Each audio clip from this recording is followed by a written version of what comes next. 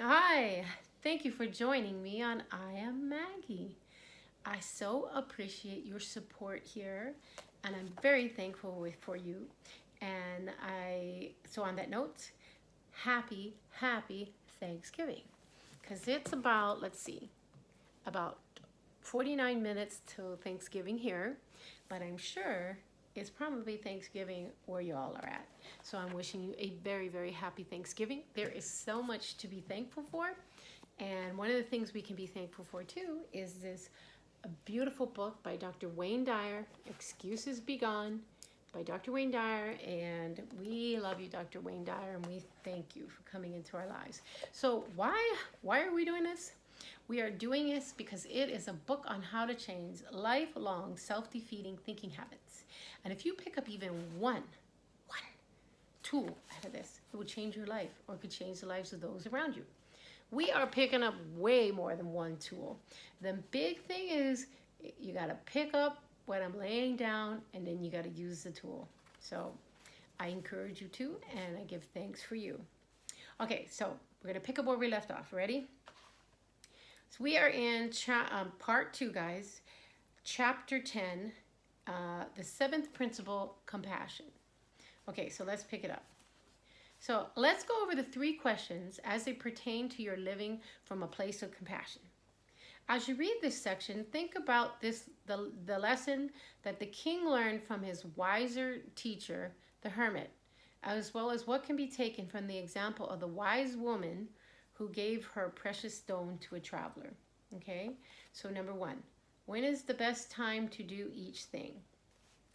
Both the hermit and the wise woman understood that Tolstoy meant when he wrote, "Remember then, there is only one time that is important, now." Eckhart Tolle says this as well. We all know this. The point of power is in the now. So it is the most important time because it is the only time when we have any power. So when is that? Now. You may recall that the 3rd Excuses Be Gone principle explained that compassion can only be experienced in this current moment. So again, now. So now is where everything takes place. So your relationship to life is truly your relationship to the present. I love the definition of compassion offered by historian Arnold Toynbee. Toynbee. Compassion is the desire that moves individual self to widen the scope of its self-concern to embrace the whole of the universal self. Wow, that's a lot. Compassion is the desire that moves the individual self to widen the scope of its self-concern to embrace the whole of the universal self. In any given moment of your life, when you embrace another beyond any concern for yourself, you are living compassion. You're also making it impossible to employ excuses. Thus, you now know the secret that Tolstoy's king sought and the wise woman knew instinctively. This is the time to widen your scope beyond self-concern and embrace a universal self that includes everyone, especially the person who is before you. So can you imagine the compassionate woman or wise hermit coming up with an excuse for life not working at the level they liked? Be like them and recognize that this moment is your power. Seize it and extend compassion without regard for yourself. And remember that your appointment with life is always in the present. So your appointment with life is always in the present. Number 2, who are the most important people to work with?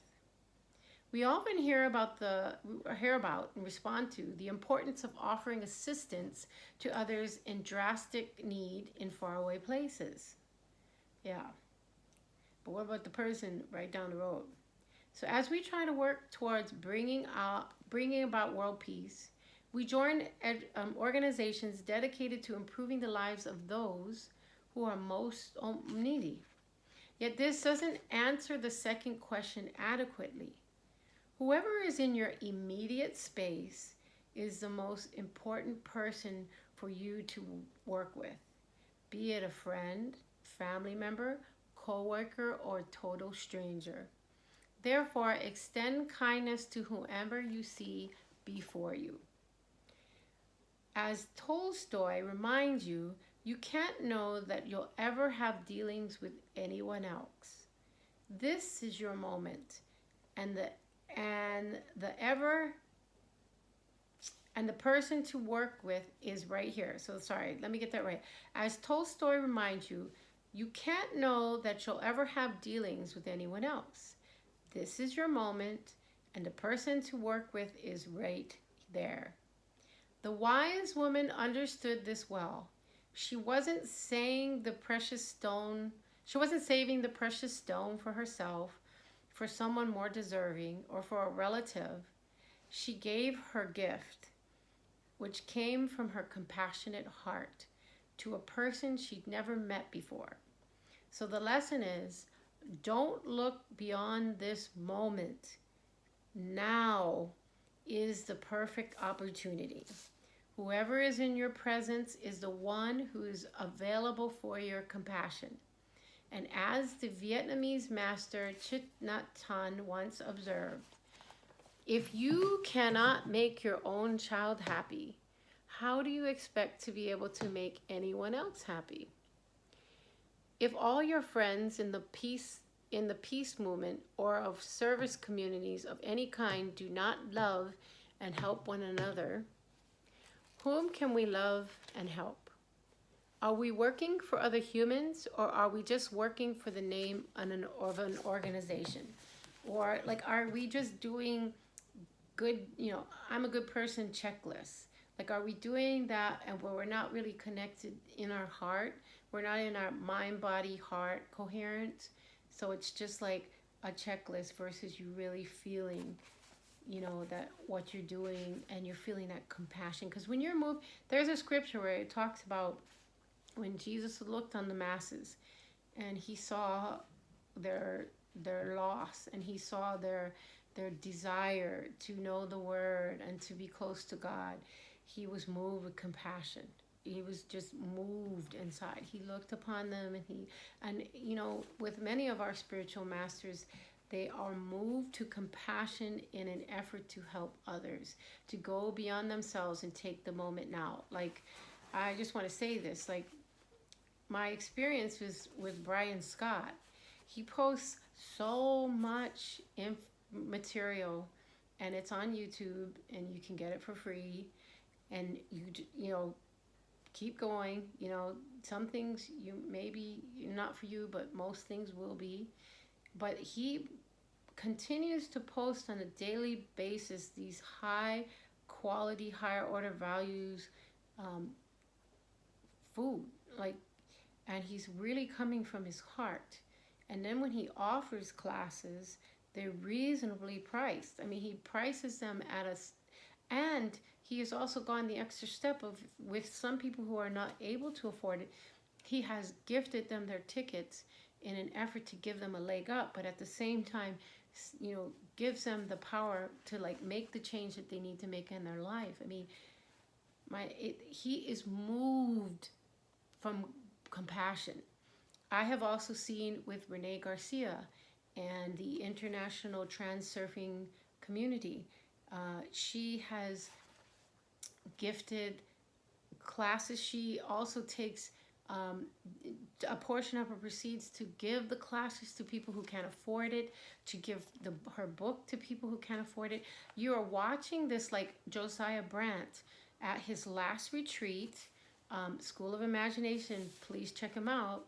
He raised money for a charity in Barbados because he loves Neville Goddard, and he founded a well-meaning charity. So you're going to find the heart within many of our spiritual leaders, like Joseph Spencer as well. He gifts and gives to people who are unable to afford. I mean, you'll see the thread of compassion running through.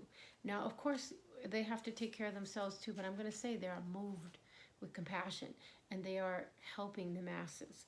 So anyway, for God's favor upon you all. Also, Billy Carson, he takes donations and his own money to help people with their electric bill, to keep their hot water, their heat on during the winter time. I mean, guys, look at that. They are moved with compassion. So we are too. Okay, so question number 3 is, what is the most important thing to do at all times? So the compassionate actions of the hermit and the wise woman show that they both knew the answer to the question very well. Tolstoy concludes 3 questions by explaining why compassionate actions towards people in the moment is so highly esteemed.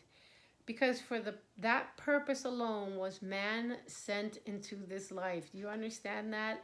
For that purpose alone were we sent into this life, to be compassionate to one another. As we learned in the last chapter, doing good is the equivalent of doing God.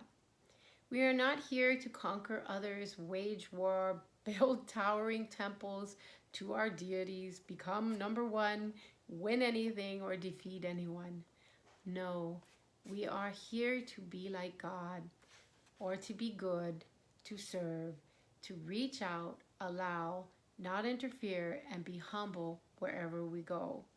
And I would like to add, we are also to do this from our hearts, with that mind, heart, body coherence, because it's going to be, we know, okay, that's another one.